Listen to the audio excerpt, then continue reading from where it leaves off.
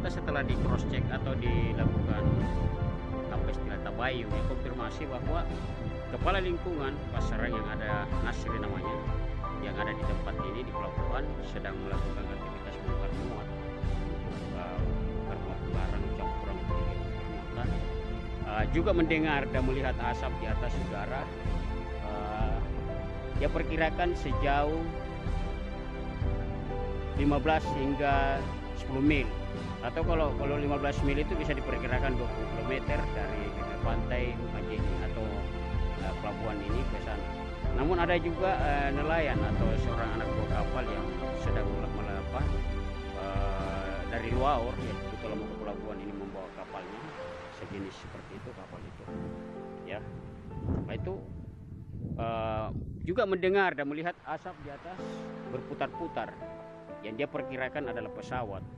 Jadi kita juga tidak tahu sampai kini. Sampai tadi ada kepala dinas kepala badan penanggulangan bencana Kabupaten Majene langsung ke TKP, turun ke sini, juga melakukan investigasi dan turun konfirmasi ke beberapa pihak.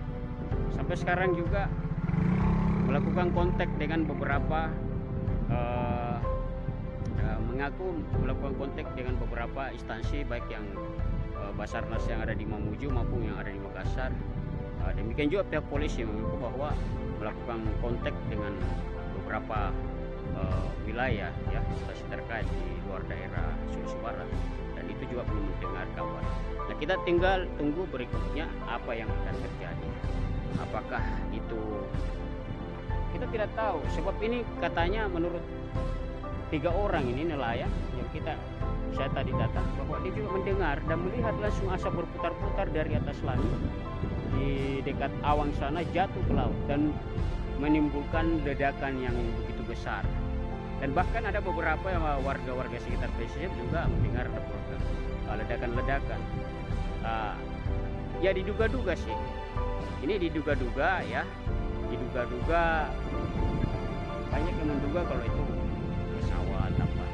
Jadi untuk sementara itu saya sedang berada di Kabupaten Majene, tepatnya di pelabuhan Majene di lingkungan Pasaran Selatan, Kelurahan Totoli, Kecamatan Banggai, Kabupaten Majene. Sampai jumpa di waktu yang berbeda di tempat yang sama. Assalamualaikum warahmatullahi wabarakatuh.